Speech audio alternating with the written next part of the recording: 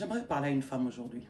Je sais que ma vidéo ne va pas plaire à tout le monde, mais c'est pas grave. Je ne peux pas vous plaire tout le temps. Il y a des moments aussi où on a ses opinions et on doit parler. Ma soeur, qu'est-ce qui ne va pas? Pourquoi tu passes ton temps à prier pour quelqu'un qui ne t'aime pas? L'hypocrisie chrétienne, où nous avons des femmes qui perdent leur vie au nom de l'amour et on leur dit qu'il faut prier. Vous connaissez la soeur qui chante Écoute Aimé là?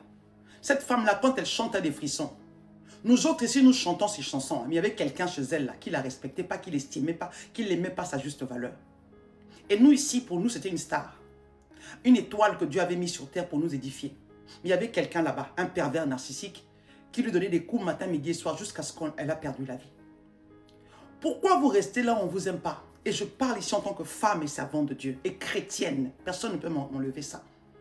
Pourquoi vous restez là où on ne vous aime pas, là où on ne vous considère pas, là où on ne vous voit pas, là où vous n'existez pas, là où on vous regarde? En fait, vous êtes inexistante.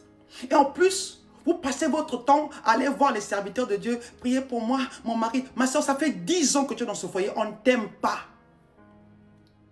Pourquoi tu restes là?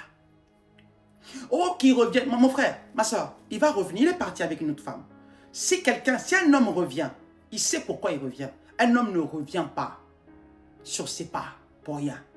S'il est revenu, c'est qu'il a peut-être trouvé le confort que toi tu lui donnais. Il n'a pas trouvé là-bas. Il a peut-être trouvé que la facilité qu'il avait d'agir avec toi, il n'a pas eu ça là-bas. Il ne revient pas parce qu'il t'aime. Il revient pour un confort quelconque. Ou parce que peut-être il n'a pas fini sa mission, on l'a viré là-bas. Je suis désolé les papas, je vous aime beaucoup. Moi-même, je suis épouse. Mais il y a des choses que je vois qui me dépassent. À quel moment, toi, tu vas accepter de mettre ta vie entre parenthèses? Moi, je mets ma vie entre parenthèses pour mes enfants. Je l'ai fait. Mais ce n'était pas pour un homme, même pas pour mon mari. Pourtant, Dieu seul sait. Jamais. Je l'ai fait pour mes enfants parce que j'ai décidé de prendre mes enfants. De les accompagner jusqu'à un certain âge à l'école. Parce que je n'ai pas eu confiance aux nounous et autres. Mais ce n'était pas parce que quelqu'un me l'a exigé. Et quand j'ai voulu reprendre ma carrière, reprendre ma vie, j'ai repris ma vie. Vous savez, n'épousez pas, je vous dis, n'épousez pas les hommes parce qu'ils vous disent qu'ils sont chrétiens, parce qu'à l'église, ils sont là, charabababa, longueur de journée. Ça ne veut rien dire. Je vous ai toujours dit, épousez les fils du royaume. Parce que les brebis connaissent la voix de leur maître. Un fils du royaume, même s'il va dehors et qu'il fait n'importe quoi, quand il rentre chez lui, quand la voix de son père va commencer à lui parler, ce n'est même pas toi qui vas lui reprocher. C'est son père qui va venir lui dire à l'oreille, qu'est-ce que tu as fait à ta femme? Et tu vas voir que ton mari, là, demain, il va changer. Il va essayer de se rattraper. Mais les fils du diable aussi sont à l'église. Ceux-là ils font la même chose. Ils retombent dans les mêmes pièges à chaque fois. Les toxiques, les pervers narcissiques. Ceux qui combattent leurs femmes, n'aiment pas la réussite de leurs femmes. C'est là-bas qu'on les trouve, à l'église. Ceux qui sont en concurrence continuellement avec leurs femmes, là, on les trouve à l'église. Et j'aimerais dire ici, toi quand on te dit de prier pour ton mari là, continue à prier, bonne chance. Mais laisse-moi te dire, un homme qui ne t'a pas aimé, qui ne t'a jamais aimé, tu ne peux pas prier pour qu'il t'aime, il ne t'aimera pas.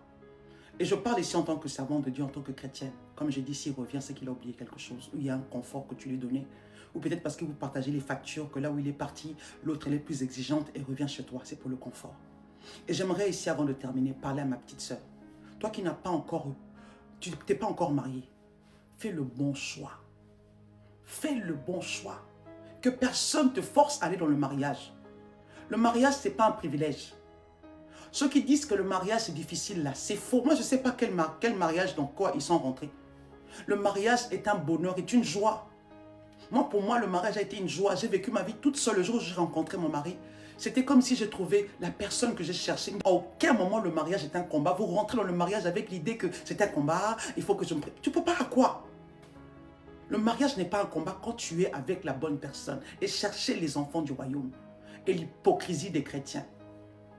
Où on vous demande de rester là-bas malgré que ça ne va pas. Prie seulement. Quand on te trompe, même dans votre environnement. Et connaît toutes les femmes. Et puis on te dit de prier. Je veux prier sur quoi? Il est temps que toi, femme, tu connaisses ta valeur. Si tu lis la Bible, tu comprendras ta valeur. Que ceux qui ont sauvé la vie de Moïse, c'était des femmes, des sages femmes. Et ces mêmes femmes ont accompagné un miracle qui devait rencontrer la fille de Pharaon. Une femme encore a sauvé Moïse. Et elle-même, tous. Et ce sont des femmes qui ont élevé des grandes personnes, même dans la Bible. Marie était une femme.